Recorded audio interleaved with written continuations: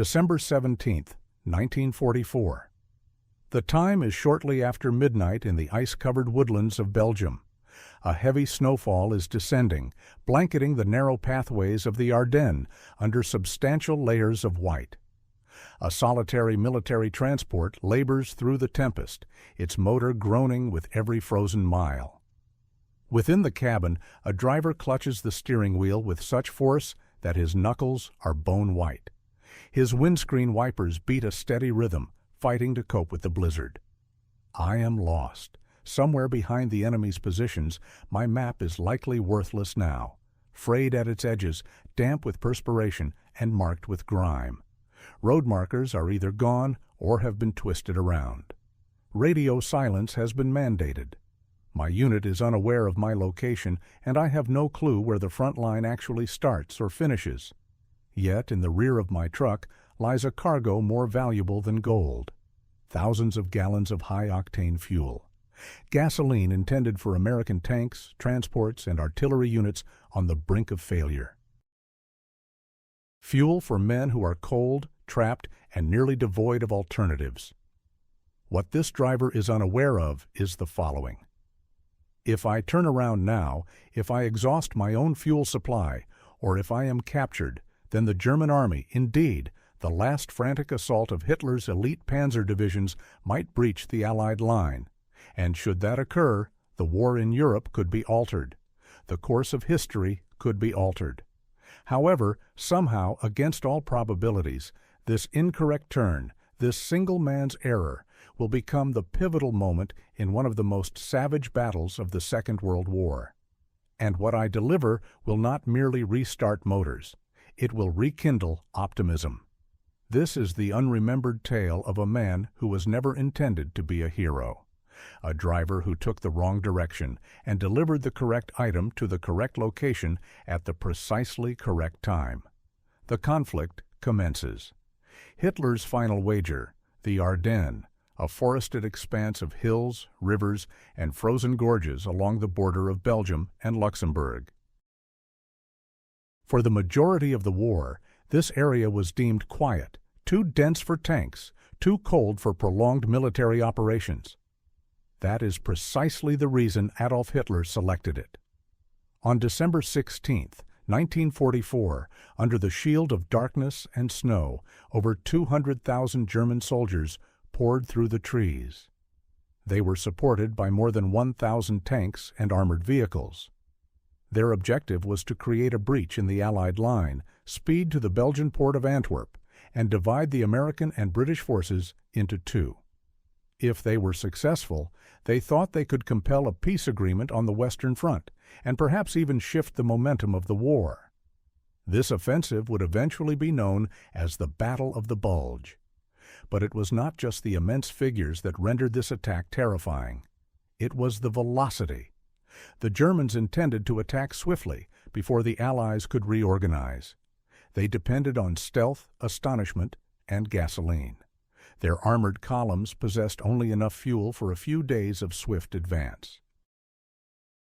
If they proceeded too slowly or ran out, they would be marooned, and they were aware of it. On the American side, a sense of panic started to spread through the front lines. Whole regiments were taken by surprise. Communication lines were severed. Villages were conquered. The roads, already frozen and constricted, became congested with retreating civilians and frantic convoys. But amid the turmoil, another issue arose. The Allies themselves were experiencing a shortage of fuel. Weeks prior, the swift advance across France had stretched their supply chains to their limits. Trucks were malfunctioning. Storage facilities were dispersed and inadequately defended. And the fuel distribution network, the essential life force of every armored vehicle and transport, was on the verge of collapsing. Behind every Sherman tank, every jeep, every piece of artillery, there was one indispensable element: gasoline. Not bravery, not armaments, not even leadership, but fuel. And without it, even the most formidable army on the planet could be brought to a dead stop. So when German forces started to aim for Allied fuel depots, capturing or demolishing them, panic transformed into paralysis. There were accounts of entire battalions being stranded, their tanks rendered useless, their cannons silent because the trucks transporting their gasoline never showed up. That is where my story commences.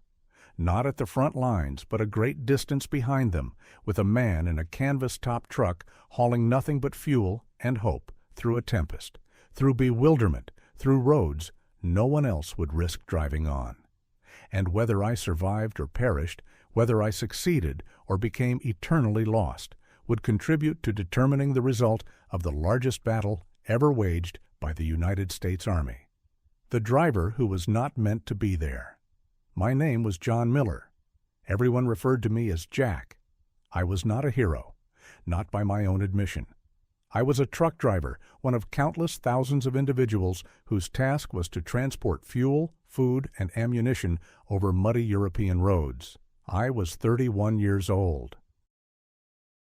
Prior to the war, I was employed at a gas station in Pennsylvania.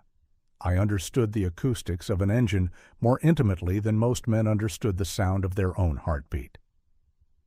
I could discern if a truck required oil or if a carburetor was misaligned just by its initial cough.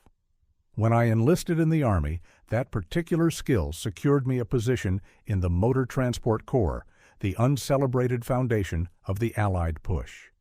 By December of 1944, I had been operating my vehicle almost without pause for months. From Normandy to the Siegfried Line, I had transported barrels of fuel over bombed-out bridges and through villages that had ceased to exist. I had witnessed incinerated tanks, pillars of smoke on the horizon, and the expressions of civilians who had lost their homes. Yet through it all, I continued to drive. That was my mission. Gasoline represented existence. Every single drop that made it to the front signified another tank that could operate, another gun that could discharge, another life that could potentially be saved.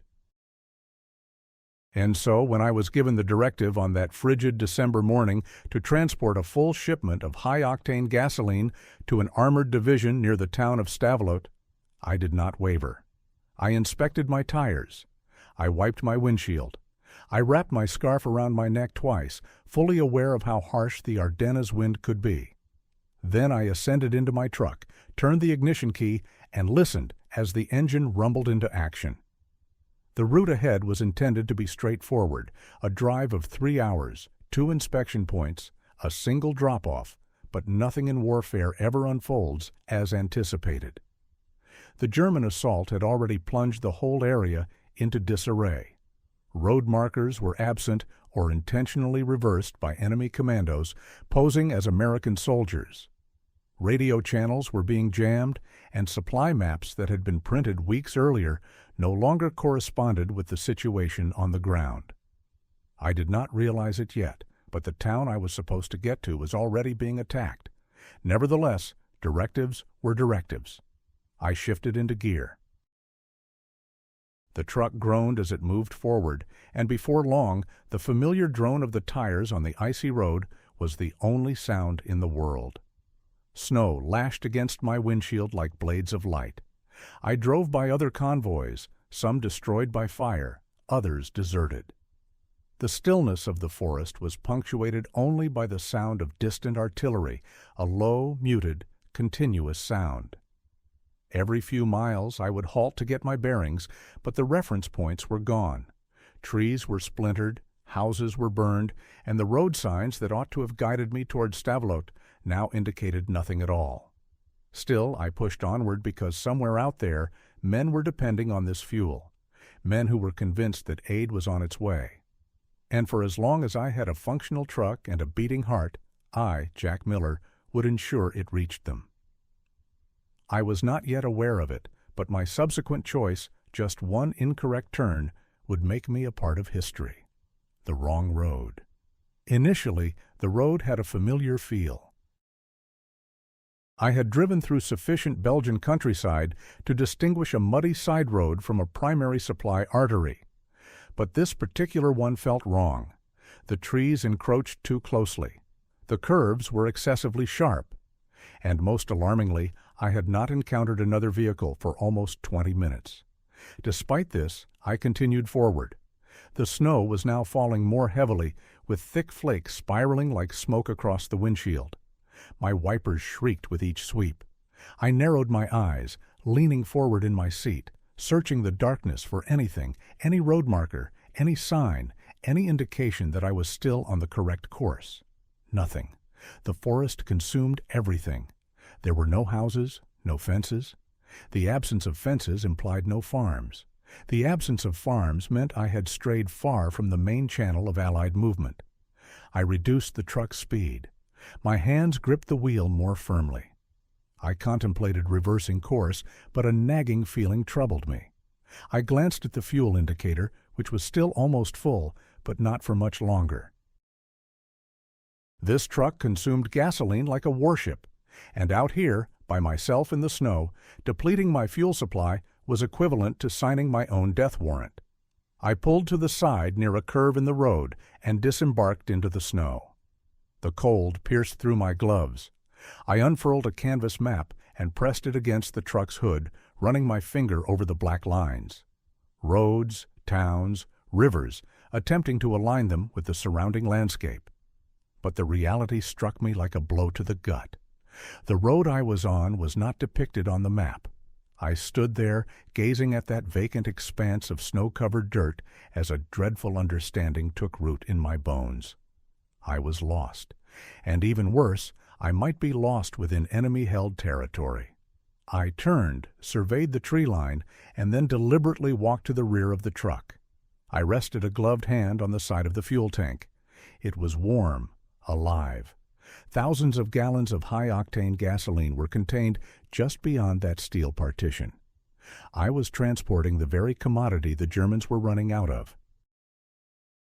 If they discovered me, if a single scouting patrol chanced upon this solitary truck, I would not be captured. I would be incinerated. I shut my eyes for a moment. Snow settled on my eyelashes. In that quietude, my thoughts ran rampant. Was this a decoy road? Had enemy saboteurs altered the signs to misdirect convoys? I had heard the tales of German soldiers in American uniforms, swapping signs, providing false directions. I had even witnessed a soldier being shot for giving an incorrect password at a checkpoint just the week before. I climbed back into the truck, slammed the door shut, and turned the key. The engine coughed, then roared back into action. That sound gave me some courage. Not a great deal, but enough. I had to make a choice. Remain stationary and await assistance, reverse my path, and risk traveling back on a road that might already be compromised, or advance alone into the unknown. I tapped the dashboard twice. "Come on, girl," I murmured. "We are not finished yet." And with that, I put the truck in gear and moved forward onto a road I could not identify, toward a destination I could not perceive, carrying a load that could create a firestorm if it fell into the wrong hands. Behind me, my tire marks were already being erased by new snow. Ahead, the trees grew denser. The wind intensified. The night became darker and more silent. I drove, enveloped by quiet. The road became more constricted. Trees drew nearer, their gnarled limbs creating a canopy above. I turned off my headlamps. I could not risk being spotted. Not at this moment. I navigated by instinct, one hand on the steering wheel, the other holding a flashlight with a red filter that barely penetrated the swirling snow in front of me. The stillness was complete. No voices, no birds, no sounds of gunfire, not even the wind. It was the type of silence that made one's own breathing seem excessively loud, the kind that made you feel as if you were being observed even when you were by yourself. My heart pounded within my ribcage. I leaned forward again, looking intently through the windshield, searching for shadows that seemed out of place. Then there was movement. Far in the distance, a brief flash of light. I shut off the motor. Silence returned like an incoming tide. I remained in the cabin, motionless, not due to the cold, but from careful thought. It was too distant to discern any details, yet close enough to feel tangible. It could be a campfire, a lantern, or enemy soldiers warming their hands, conversing in German. Or it could be American, a lost patrol, an outpost, the perimeter of a friendly unit. I reached into the glove compartment and took out my sidearm, a standard-issue Colt pistol. I had never discharged it in a combat situation. I waited for 1 minute, and then a second. Nothing. The light disappeared. I waited longer, my fingers growing numb around the pistol's grip. Then, somewhere in the distance, far away, perhaps miles, came the low, distinct sound of an engine. Then another. Tank engines, heavy diesel, too far to be identified, but getting louder. And then silence. Once more. I let out my breath slowly. If those were German tanks, they were moving blindly, just as I was, searching. If they were American, they might be too on edge to welcome a lone fuel truck moving stealthily through the woods. I could not take the chance with either possibility. I started the engine again, allowed it to run for a moment, and then moved forward at a slow pace, with the headlights still off. The snow eased up just enough for me to make out the outlines of the road. I arrived at an intersection, a division where the road split into 3 narrow tracks. There were no signs, no tire marks, no indicators. I stopped again, grabbed the flashlight, and got out. The snow crunched quietly beneath my boots. I scanned the vicinity. On the trunk of a tree, I noticed something barely discernible under the frost. Faint paint, a stencil, an American star. A wave of hope washed over me. I used my knife to scrape the bark. Yes, the star was faded but authentic. Old but American. Someone had passed this way. Recently? Perhaps not, but it was significant. I made my decision. The middle road. Back inside the truck, I turned onto the central path, my heart racing, my hands cold but firm. It was then that I perceived something else, a subtle scent, scorched oil and fumes. Somewhere ahead, something had been here recently, or was still present. I followed the aroma. Each mile felt like an eternity. Every turn could be a checkpoint, a trap, or worse, nothing at all. I passed by deserted vehicles. One was overturned in a ditch, its wheels still turning in the wind. Another was full of bullet holes, with snow accumulating in its cab, but there were no bodies. That was somehow more disturbing. I continued driving. The trees started to become less dense. And then, after what seemed like hours, though it had been less than 30 minutes, I saw it. Barbed wire, stacked sandbags, a low trench partially concealed by snow. I slowed to a stop, and from the darkness, a voice shouted, "Stop! State the password." My hands immediately went up, my breath catching in my throat. I yelled back distinctly and slowly, "Philadelphia." There was a pause, then, "Advance and be identified." I drove forward slowly, my hands still in the air, as a face appeared from the trench. American helmet, M1 rifle. The sense of relief was so profound it almost buckled my knees. The soldier gestured for me to enter. "You are late," the man said quietly. "We were on the verge of losing hope for your convoy." I shook my head. I am not a convoy. I am alone. That response was met with silence. Then the soldier looked at the fuel barrels in the back of the truck. "Is that what I believe it is?" I nodded. High-octane for the armored division. I got lost. The soldier let out a low whistle. "You cannot comprehend the significance of what you have just accomplished." And I finally breathed out. I had no idea. Not at that moment. But the fuel in my truck had just arrived at the last position that was still holding out in that area.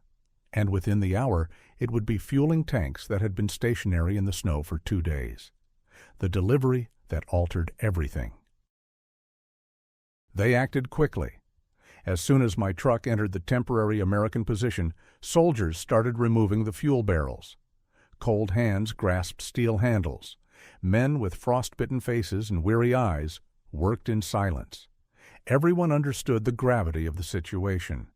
This was the last outpost defending the line before the town of Trois Ponts, a vital intersection of roads and bridges that, if taken, would allow German tanks to advance deeper into Allied territory. For 2 days, this position had been holding on by a thread. The tanks here, mostly Shermans, had been immobile for 36 hours. Their crews slept next to them in the snow, clutching rifles instead of control levers, awaiting either fuel or instructions to fall back. Neither had arrived until that point. I got out of the cab, my legs feeling stiff, my face sore from the cold and stress. I stepped back and observed as fuel hoses were connected, pumps were engaged, and engines, which had been silent for almost 2 days, finally sputtered into operation. One after another, the Shermans roared to life. The sound of their engines shattered the silence like thunder. Smoke billowed from their exhaust pipes. Turrets rotated. Machine gunners took their positions. A young lieutenant came up to me, holding a clipboard with a shaky hand. "You arrived by yourself?" he inquired. I nodded.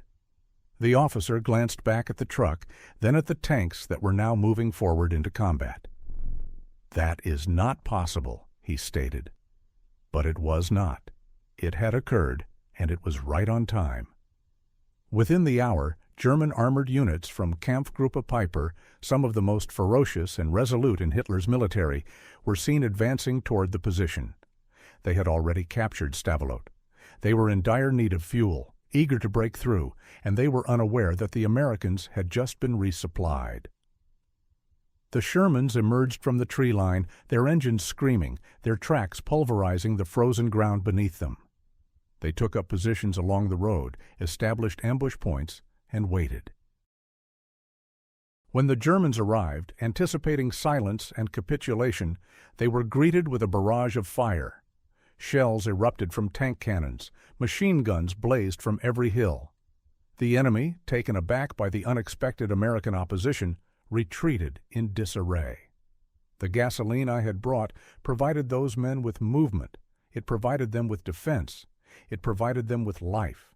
It also deprived the Germans of the one thing they needed most: fuel for themselves.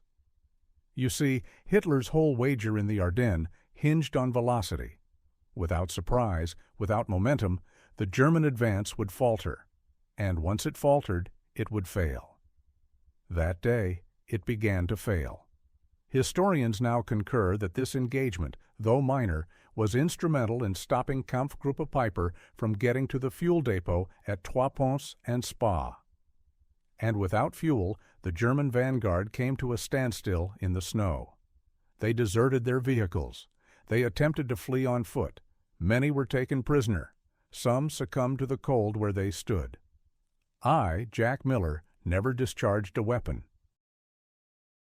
I never issued a command. I never even deviated from the supply route, at least not intentionally. But the fuel I delivered at the perfect moment, in the perfect place, changed the outcome of a crucial part of the battle. I stayed the night at the outpost, sleeping in the cab of my truck. When I awoke the following morning, an officer shook my hand and said something I would never forget. "You rescued an entire battalion," the man said. "You simply are not aware of it yet." I never spoke much about that day. After the war, I went back to Pennsylvania, took a wife, and fathered 2 sons, and drove trucks once more, this time without snow, without gunfire, without the threat of ambush. I never requested any decorations. I never asserted that I was a hero. But the documentation exists. Fuel was delivered, tanks were refueled, a line was maintained, and that changed everything. The disintegration of Hitler's final offensive. By the morning of December 19th, the German military apparatus was already losing momentum. It had begun with great force, 200,000 soldiers, over 1,000 armored vehicles. They assaulted the Ardennes like a hammer, creating a significant bulge in the Allied front line that lent the battle its name. But the hammer lacked a handle, it lacked logistics, it lacked resupply. Because despite the early success, despite the panic, the fog, the chaos, Hitler's last wager had a single critical weakness. It relied completely on captured fuel. The German High Command was aware of this. They had worked out every mile, every gallon. They possessed sufficient fuel to transport their tanks to Antwerp, but they lacked the reserves for a return journey. Their sole hope was to seize Allied fuel depots en route, depots like the one near Trois Ponts, depots that were now strongly defended because one American driver, against all probabilities, had shown up in time. Lacking that fuel, German panzers started to falter. Tanks came to a complete stop in the snow. Crews deserted them and proceeded on foot. In some areas, vehicles were destroyed by their own commanders to prevent them from being captured. By December 22nd, the elite Kampfgruppe Piper, the leading element of the German advance, was encircled. They had exhausted their fuel. They had exhausted their food. They had exhausted their time.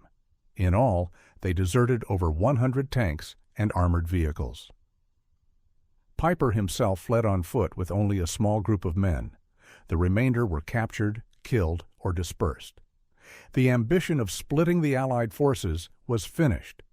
Concurrently, all along the front, American opposition became more resolute. Fuel started to arrive. Artillery regained its power. Tanks moved back into their positions. Paratroopers in towns such as Bastogne, previously isolated, maintained their positions until reinforcements could break through.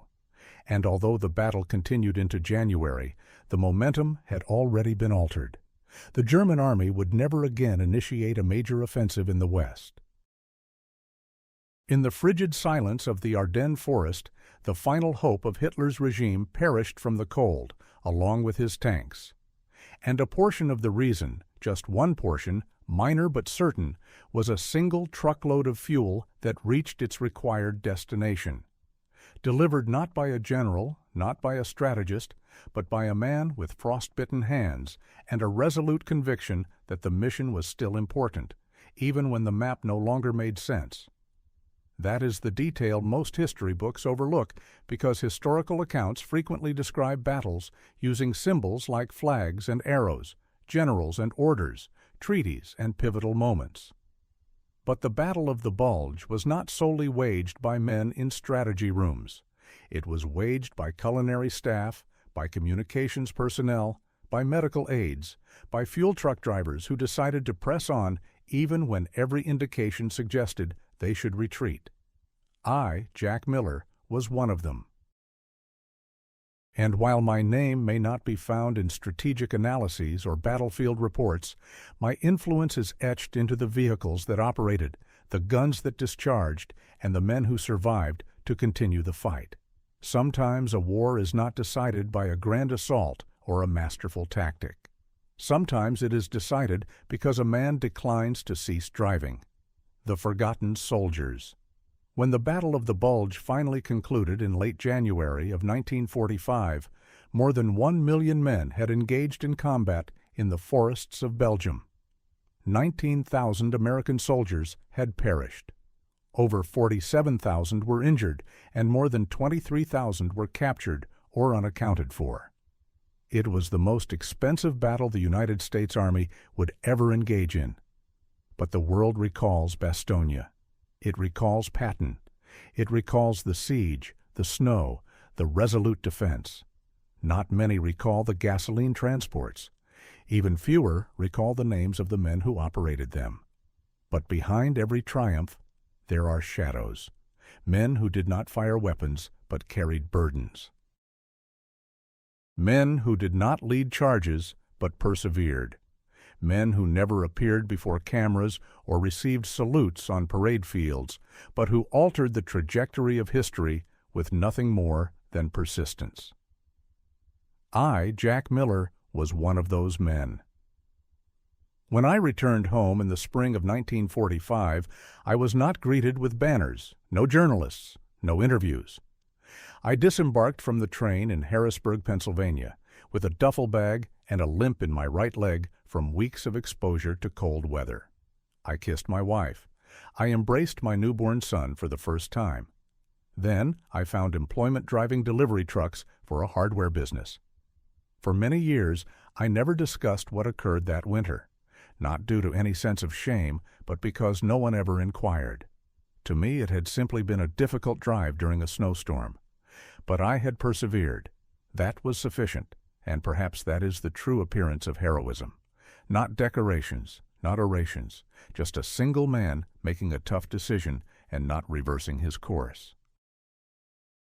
Years later, when my grandson inquired about the war for a school assignment, I finally shared the story. The fuel, the incorrect turn, the confrontation at the trench. The boy, his eyes wide, asked me, "Were you aware that you were rescuing people?" I had simply smiled and responded, "I simply understood that they were anticipating my arrival." That was all. No theatrics, no exaggeration, just the truth. And it is a truth that holds significance because conflict is not solely decided by heroes. It is decided by individuals who are present, who honor their commitments, who drive when the road disappears, who deliver something crucial when it is most needed. The forgotten soldiers are not truly forgotten, not if we remember what they represented, what they transported, and what they would not abandon. Even in the most profound darkness, I was not by myself. There were thousands of jacks, mechanics who repaired engines in the snow without gloves, cooks who heated meals on broken stoves, medics who moved through shell fire to aid the injured, clerks who typed up supply lists with tears in their eyes. They are the vital force of every army, and every victory rests upon their contributions. So when we recount the narrative of the Battle of the Bulge, let us recall not just the leaders and the battlegrounds, but the drivers in the darkness, the ones who became lost and continued on. Because on occasion, saving the world is as basic as declining to stop. I was not a hero because I did everything correctly. I was a hero because even when I made a mistake, I persisted. That is what makes my story enduring. It is the contradiction of courage. Sometimes the route that saves everything is the one you were never supposed to travel. And sometimes it requires an incorrect turn to discover your place in history. Presently, no statue of Jack Miller exists, no commemorative plaque on that forest road. The fuel barrels are long gone. The tanks I helped rescue are now exhibits in museums, and the soldiers I reached, those who survived, have either grown old or have died. But my legacy endures, not etched in stone, but embodied in a principle. What about you? If you were in that cabin, cold, lost, and frightened, what action would you have taken? Would you have stopped? Would you have turned back? Or would you have continued on? Because on certain occasions, history does not require a hero. It merely needs an individual who declines to surrender.